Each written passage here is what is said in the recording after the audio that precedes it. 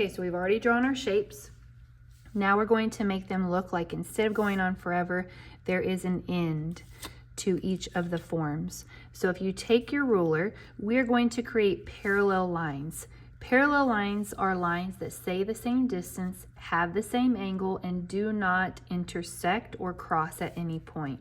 So if I had a line that was straight and vertical, and then I had a line that had an angle to it, that is not parallel, because eventually these two lines are going to intersect, and that's not what we want to happen. So with this, you have your ruler lined up vertically against the right side of your rectangle, and if your ruler is lined up to this and you slide it over to the right and keep that same angle, then you will draw a vertical line that goes between both of these converging lines, and it stays the same angle. So this vertical line and this vertical line are parallel. There's nothing that will intersect with them. You will know that you did this incorrect if your ruler starts to slide and you make a line that looks like this. Notice how that angle is not parallel with this. Eventually, those two lines would intersect. So your lines have to be very vertical. After you put this line in, compare with your neighbors and see if your line is parallel or if it needs to be adjusted. You can make this side as long or as short as you want it to be. Then to do the top, so our horizontal line, line your ruler up with the bottom and the top. Those two lines should be parallel. Then take your ruler and slide it up until it matches where you had the point of your vertical line, and then draw a horizontal line across so that you have the same parallel line from the front of the shape to the back of the shape. This line is the one that's most confusing for students, where they will make something that goes a different angle. So check yours and your neighbors to make sure that both of these horizontal lines at the front of the shape and the back of the shape are the same angle and horizontal. And your vertical lines, same angle and vertical. So those should match. Then you can use an eraser. There should be some big erasers inside of your colored trays, and erase the converging lines that go beyond the end of your form. So that's the left side. The right side, we only see the top. So this one's a little easier to do. Line your ruler up horizontally with the top of the shape. Slide your ruler up. You can make this one shorter or longer, but all you see is the top of the shape. Then erase those converging lines. This is why we always draw lightly. You have the front of your shape and the top of the shape. Moving on to the triangle. This one, with every single shape that you have that's angular, you use your ruler and line it up to the edge, the outermost edge of the shape, and then slide your ruler back and cut that off wherever you want the end of that shape to be. Again, these two lines have to be the exact same diagonal. They're parallel. If you slide your ruler and make a line, it will not look correct. Then this one's tricky. I don't see very much of it. I'm lining up with the top right side of my triangle, and I slide it, and I just have the smallest amount of a line there. Very, very tiny and hard to see. And then I'm erasing the converging lines that go past that. Next up, I have my hexagon. Same thing. Line your ruler up to the edge of one of the sides. Slide your ruler back, however long you want that side to be, and match that. Let me show you if I start lining my ruler up, but then I tilt it a little bit.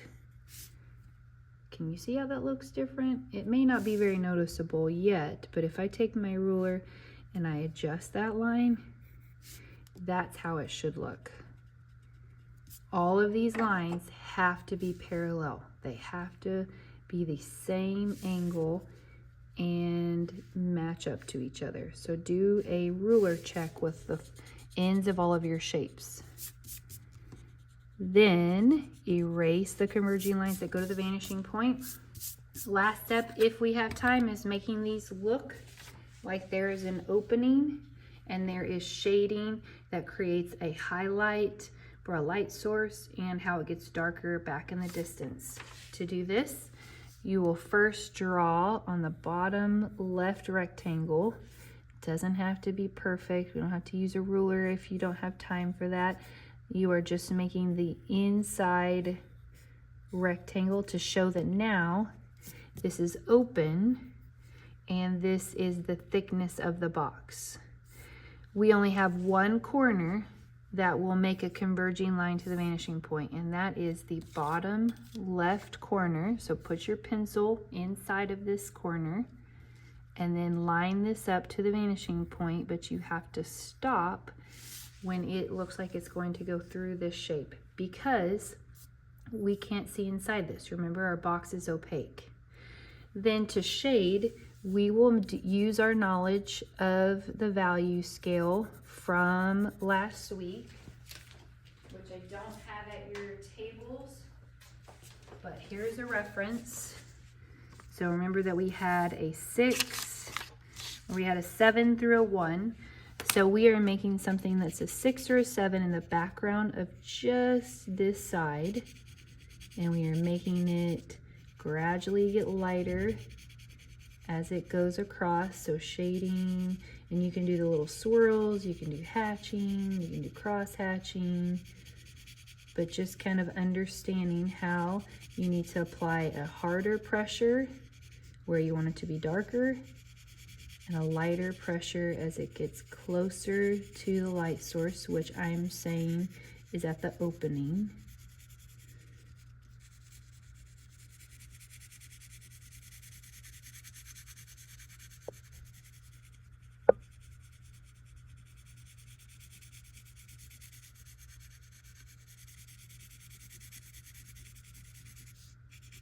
You can go back in and make something darker, but it's a lot harder to make something lighter if you've already made it pretty dark. Notice I'm not smudging at all, just using the graphite in my overlapping lines to create that value range.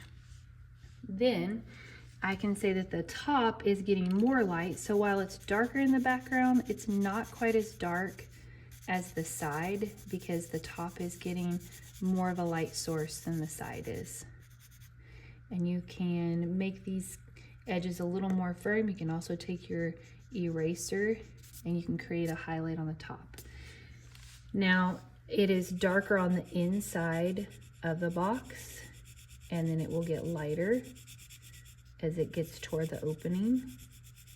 So you could do vertical lines, you could do horizontal lines, you could do the little scribbles.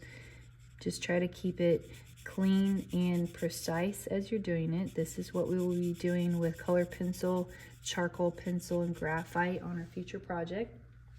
And then the bottom is getting a little bit more light source, so it's going to be a little bit lighter. Maybe it's more like a 2 toward there. So that's how to create the illusion of an opening on this one.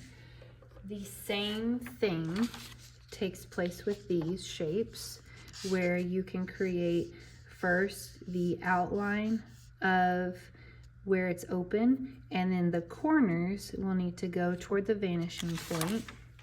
So if I say that this has an opening, like this is made by maybe some 2x4s of wood, has this opening here, I will take the inside corners and see if it makes a line that matches the vanishing point. If I can't create one, like from right here, it will make it look like it's going inside my object, and remember it's opaque, so that doesn't work. With this one, a little trickier, you can start with the outside of your shape, move in just a little bit, make your line, because you need to follow the exact shape, but make it smaller so it looks like there's an opening. If you go in too much, that's okay, because you can erase. Then this angle, go in. This angle, go in. And then you can erase anything that extends beyond what you need. Now, check all the corners. Does that one have one that goes inside? Just a little bit.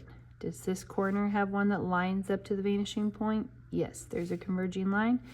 This one has a converging line. This one does not because it goes on the inside.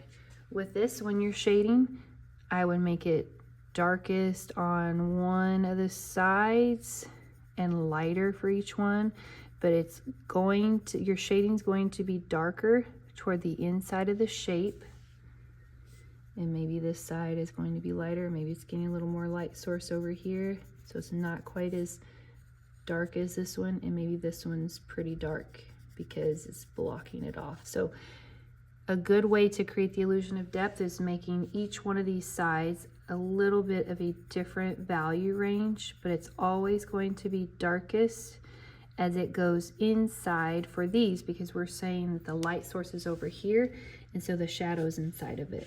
And then whenever you're shading, it's darkest in the back, and it gets lighter as it goes up. So that's what you're doing to build these up.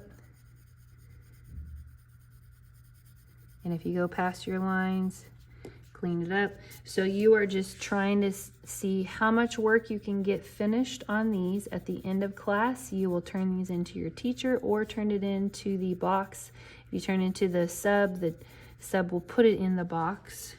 So you can just do that step. Make sure you clean everything up, return the pencils that you have borrowed, and yeah.